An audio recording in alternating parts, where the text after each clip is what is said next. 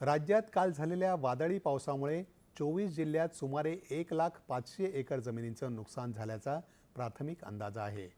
शेतकऱ्यांना लवकरात लवकर नुकसान भरपाई मिळण्याच्या दृष्टीनं बाधित क्षेत्राचे तत्काळ पंचनामे करण्याचे जिल्हा प्रशासनाला निर्देश देण्यात आले असून याबाबतचा अहवाल प्राप्त होताच तातडीनं मदत करण्यात येईल असं राज्याचे कृषीमंत्री दत्तात्रय भरणे यांनी सांगितलं आहे.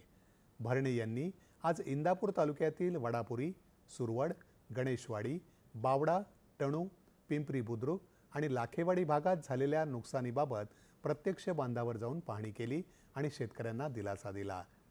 हवामान बदलामुळे राज्यात झालेल्या वादळी पावसामुळे शेतकऱ्यांचं मोठ्या प्रमाणात नुकसान झालं आहे असं त्यांनी सांगितलं. बाधित क्षेत्रातील एकही शेतकरी पंचनाम्यापासून वंचित राहणार नाही याबाबत दक्षता घ्यावी अशा सूचना त्यांनी दिल्या. भारतीय अन्न सुरक्षा आणि मानक